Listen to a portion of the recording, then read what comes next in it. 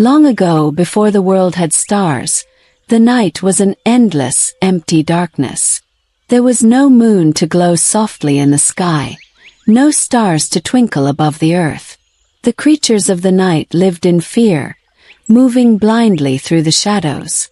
Owls hunted with ease, bats screeched through the void, and timid animals huddled together, afraid of what lurked in the unknown.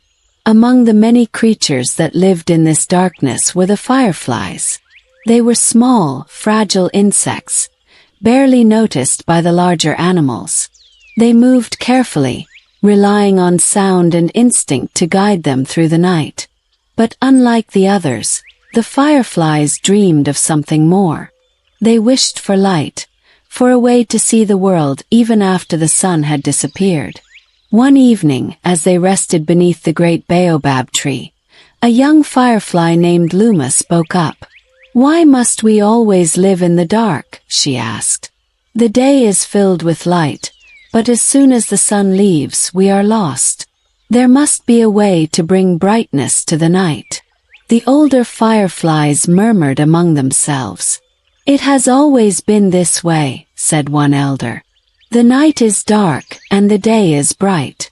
That is how the world works." "But does it have to be?" Luma insisted. "The sun is full of light. If we could take just a little, we could use it to brighten the night." A hush fell over the fireflies. No one had ever dared to think such a thing. "Stealing from the sun is dangerous," another elder warned. "Its fire is too strong for creatures as small as us." Luma was not so easily discouraged. "We would not take much," she said. "Only tiny pieces, just enough to create light in the sky. The sun would not even notice." The fireflies thought about this. They had lived in darkness for as long as they could remember. But the idea of lighting up the night, of no longer being afraid of the unknown, was tempting. Slowly they began to nod. "We will try," one elder finally said. "But we must be careful."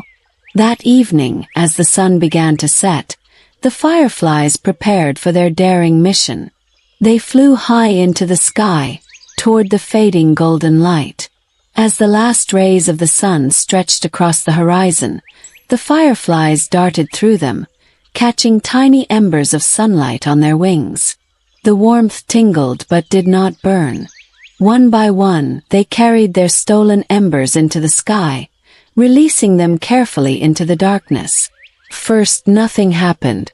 But then, the tiny sparks began to glow, shining like scattered jewels in the endless night. The animals below gasped in wonder. The first stars had been born. The fireflies cheered, flitting joyfully among the new lights they had created. For the first time, the night was not empty. It was beautiful, but not everyone was pleased. Perched high in the tallest tree, Owl watched with narrowed eyes. He had always ruled the darkness, moving unseen through the night, his powerful vision giving him an advantage over all others.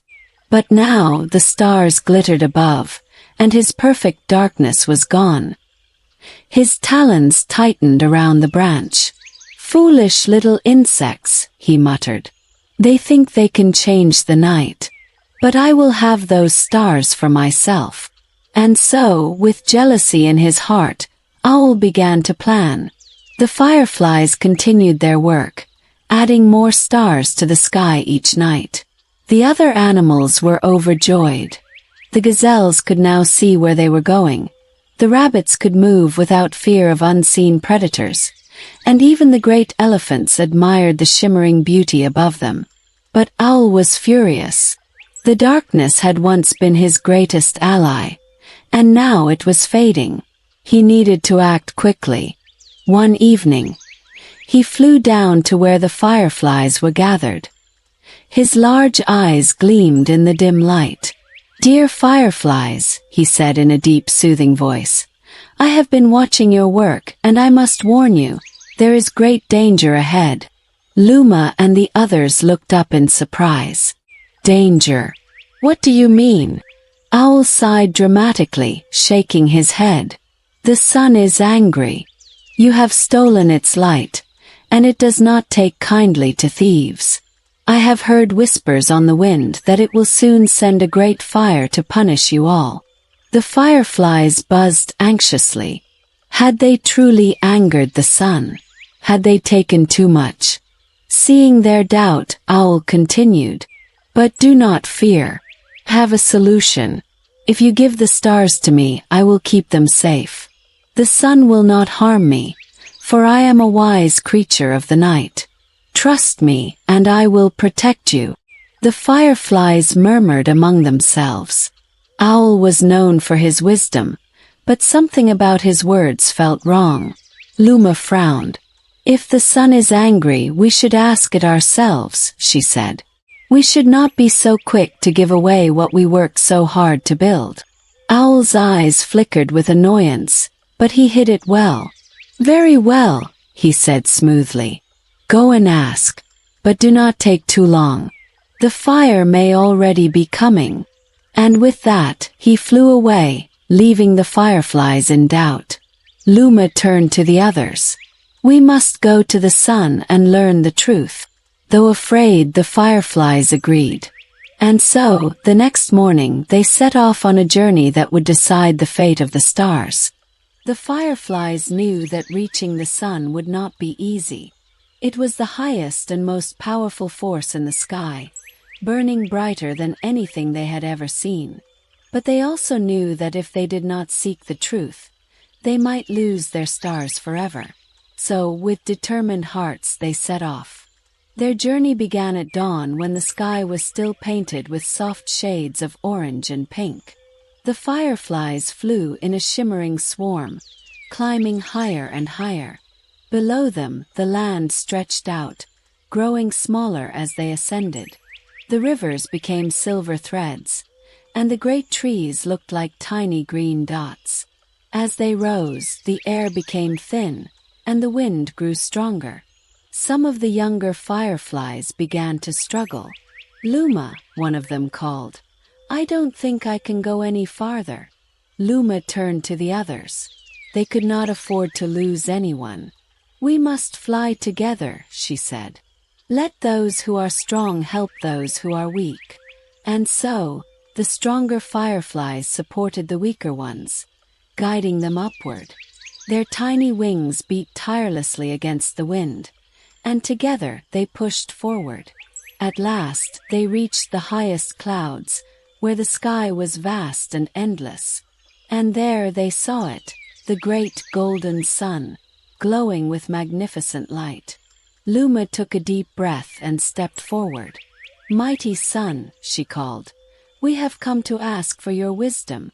We are the fireflies, and we have taken tiny embers of your light to brighten the night. But now we hear that you are angry and will punish us. Is this true?" The sun, warm and radiant, listened in silence. Then, in a voice as deep as the sky itself, it spoke. "Fireflies, I am not angry," it said. "You have taken only the smallest sparks, and you have used them not for greed, but for beauty. The stars you have created bring joy to the world. Why would I punish you for that?" The fireflies buzzed with relief. The sun was not angry. They had done nothing wrong. But then Luma frowned. "Then why does the owl say otherwise?" she asked. The sun's golden rays flickered. "The owl is jealous," it said. "He has always ruled the night, hidden in darkness. But now, with your stars, the night is no longer his alone. He wishes to take the stars for himself." The fireflies gasped. They had almost fallen for his trick. "Then we must stop him," Luma declared. "We will not let him steal the stars." The sun shone brightly. "Be careful, little ones," it warned. "Owl is cunning. He will not give up easily." Luma nodded. "We will be ready." With their mission clear, the fireflies turned and began their journey back to the earth. They had a battle to fight, and they would not lose their stars without a fight. While the fireflies were gone, Owl had been busy. He had prepared a trap, one he was certain would capture them all. Deep in the heart of the forest, he had woven a web of darkness, using shadows and thick branches to block out all light. It was a place where no glow could shine, where no firefly could escape once trapped inside. When he saw the fireflies returning from their journey, he spread his great wings and flew toward them. "My dear friends," he called, his voice smooth and friendly. "You have returned. I hope you have seen the truth." Luma narrowed her eyes. "Yes, Owl," she said. "We have. And we know that you lied." Owl blinked in fake surprise. "Lied? My dear fireflies, I would never." "The sun is not angry," Luma interrupted. "You wanted the stars for yourself."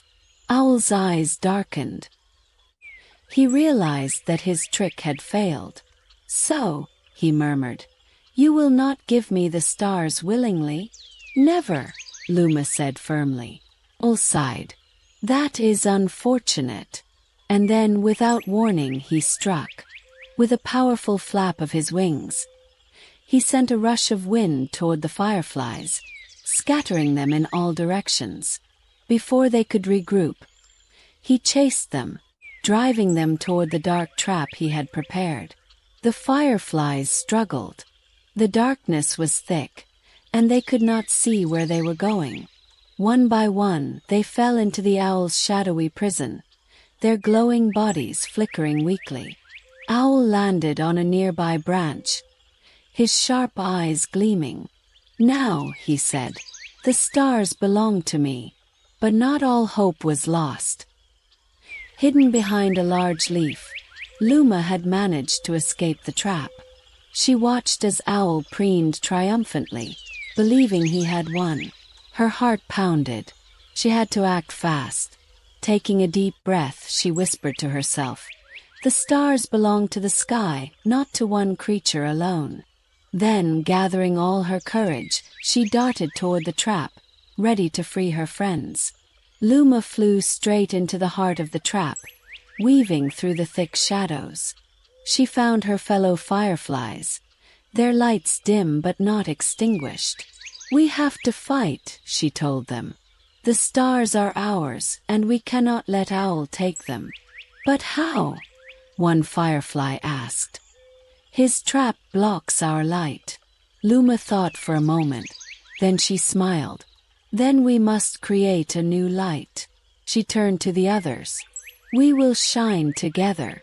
If we all glow at once, our light will be too strong for the darkness." The fireflies hesitated, but then they nodded. They would trust Luma. Together, they gathered their strength.